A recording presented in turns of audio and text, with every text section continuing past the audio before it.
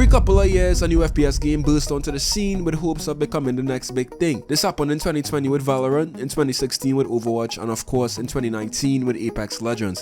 Whenever a big FPS game actually succeeds, there's always something that sets it apart from the rest, something unique that only that game provides. So now let's talk about the finals.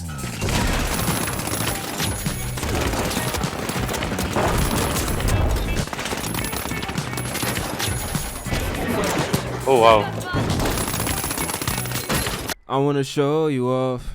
I wanna show you off. Yeah, yeah. Oh my. Like how long this loading screen really needs to be. Let's give it like another 45 seconds to like 3 minutes. We'll be out here. I was still in game chat. If you haven't heard about this game, then you might honestly just be living under a rock. It's an arena-based FPS game that seems to take inspiration from a number of the most popular FPS games of recent time, including Overwatch, Apex Legends, Battlefield, COD, and even Rainbow Six Siege. So it's no secret why this game has been able to attract a number of players from the fan bases of those games. Simply put, the finals isn't an original concept, just a culmination of existing ideas blended almost perfectly into its very own thing. But does the finals really have what it takes to compete with the games that created these concepts in the first place? Movement shooters have always been popular among players who enjoy the fast-paced, adrenaline-pumping type of experience, but in recent years, it seems that movement shooters have only gotten bigger. The finals knows this and implemented a class specifically geared towards those crackheads. No offense. The light class in the finals comes equipped with a number of gadgets to aid in movement. You can choose to use a grapple hook that allows you to scale buildings quickly and cover large distances in an instant, or a dashing ability that allows you to gain the edge against tankier classes in one-on-one gunfights. Medium classes also have the option to equip a jump pad that aids in movement as well. But a lot of these gadgets and abilities aren't new or unique to the finals by any means. For example, Apex Legends is a game that basically has every single one of these movement mechanics in it. The Legend Pathfinder has a grapple hook, Octane has a jump pad, and even though Apex doesn't have an inbuilt dashing ability, PC players can tap strafe, which is somewhat similar. Kinda. So the movement in the finals isn't original. By looking at already established movement-based FPS games like Apex Legends, the finals was able to seamlessly incorporate those mechanics while also making them feel intrinsic to the game. Pretty smart if you ask me. The classes in the finals are also not an exclusive idea to the game. Classes have always existed in FPS games for years and years, whether it was in Team Fortress 2, Destiny, Overwatch, Valorant, Apex, and even COD at one point. FPS players have grown accustomed to choosing a class that best fits and represents their playstyle, and in the finals, this is no different. You can choose between a light, medium, and heavy class. This is pretty self-explanatory. The light class has the least amount of HP, but is the fastest and has the most movement mechanics in build. Think of the light class as Tracer from Overwatch 2.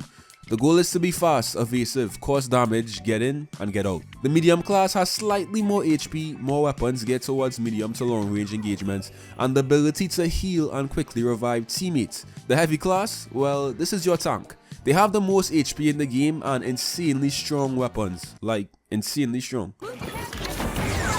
Nah, I didn't. So even though the finals may not offer as much characters or classes compared to some other FPS games, the idea of having different classes in itself is definitely not unheard of. Pretty much every single FPS game has a variation of the light, medium, and heavy classes. They might just have more options to choose from within those classes, but by minimizing the amount of classes in the finals, it leads to a more predictable, streamlined experience that actually some players might appreciate. The map design in the finals may be one of the most underrated parts about this game. As I previously mentioned, this game was created by ex-Battlefield developers, and one of the huge selling points for the finals was the amount of map destruction that could completely alter the progression of a game. Basically, this is straight out of the Battlefield franchise. Pretty much everything in the finals can be destroyed, and this just adds another level of intricacy to the gameplay, just like it did in the Battlefield games. I've been in situations where I'm so close to stealing a cash out, and all of a sudden, the building I'm in explodes, and the cash out slips right out of my grasp.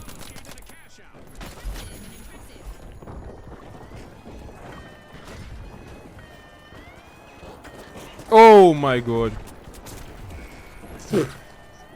The map design also seems to take a bit of inspiration from Rainbow Six Siege, not just because of the destruction, but also because of the amount of close quarter buildings and rooms that are littered throughout basically every single map in this game. You can choose to be a tank and simply break walls and run in like a maniac, or you can take a stealthy approach by using the light class's cloak and sneak up on enemies.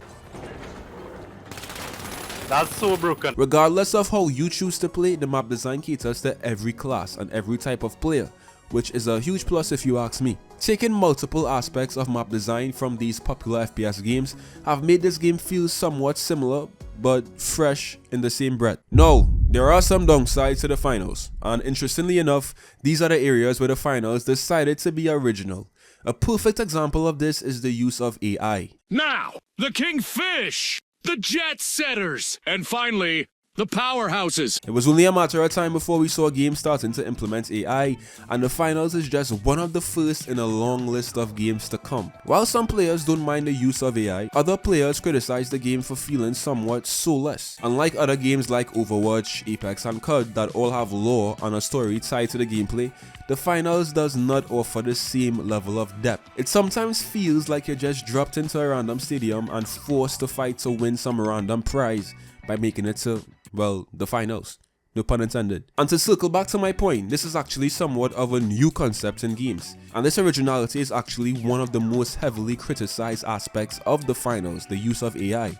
So maybe the finals would have been better off making lore for each of the classes, having an actual voice actor, who knows. But even with all that said, the finals is still a combination of some of the best elements in recent FPS games, while also managing to make the game feel like its very own thing. The finals may not be original, but it still feels like it is, which is not an easy thing to achieve. But in 2024, what game is truly original?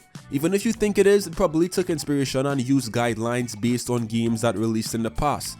The real test of a game developer's creativity is how well they can still create an atmosphere of newness and familiarity. And the finals does this perfectly. Time will tell if the game can survive though. It's really only been out for a month, new players are still coming in every single day, and the game hasn't been through enough trials and tests to see how resilient it can be. But I'm definitely excited to see what lies ahead for the finals. And also, if you're a fan of Overwatch, Apex Legends, Battlefield, COD, Valorant, or even Rainbow Six, give the finals a chance if you haven't already. It might just surprise you.